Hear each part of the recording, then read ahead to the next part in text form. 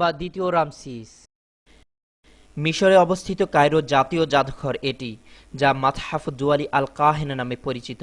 এই জাদুঘরে ইসলামের অনেক নিদর্শনাবলী রয়েছে। এর মধ্যে ফেরাউনলাদে আদুউল্লাহ ও আদুউন্নবী মুসা আলাইহিসসালাম, আল্লাহ তার নবী মুসা আলাইহিসসালামের শত্রু, নিজেকে আল্লাহ বলে দাবিদার এবং বহু নারী শিশু হত্যাকারী সেই বিখ্যাত ফেরাউনের লাশের মমি সংরক্ষিত আছে কাচের বাক্সের মধ্যে। ফেরাউন বা দ্বিতীয় রামসিস 1235 খ্রিস্টাব্দের শতাব্দীর পূর্বে নীল নদে ধ্বংস হয়ে ডুবে যায়। সূরা আনফাল 54 নম্বর আয়াতে আল্লাহ পাকের ঘোষণা ফেরাউন সম্পর্কে। أعوذ بالله من الشيطان الرجيم بسم الله الرحمن الرحيم كدأب آل فرعون والذين من قبلهم كذبوا بآيات ربهم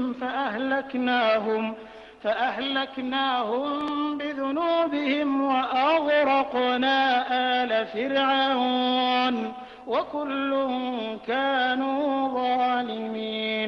যেমন ছিল রীতি ফেরাউনের বংশধর এবং যারা তাদের পূর্বে ছিল, তারা মিথ্যা প্রতিপন্ন করেছিল স্বীয় পালনকর্তার নির্দেশসমূহকে।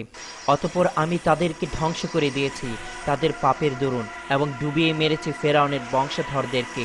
বস্তুত এরা সবাই ছিল অত্যাচারী জালেম। 2831 খ্রিস্টাব্দে আবিষ্কৃত হয় ফেরাউনের লাশটি। দীর্ঘ 3116 বছর নীল নদের গর্ভে ডুবে থাকে তার লাশটি।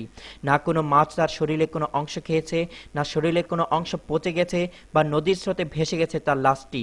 এটাই কি আল্লাহর অস্তিত্ব প্রকাশ পায় না? এই জাদুঘরে অন্যান্য লাশ মমি করে রাখা হয়েছে বিভিন্ন ওষুধ মেডিসিন দিয়ে, যেন মমিগুলো পচে না যায়। কিন্তু কোরআনে উল্লেখিত ফেরাউনের লাশটি কোনো প্রকার ওষুধ ছাড়াই আল্লাহর নির্মিত মমি। فاليوم ننجيك ببدنك لتكون لمن خلفك آية وإن كثيرا من الناس عن آياتنا لغافلون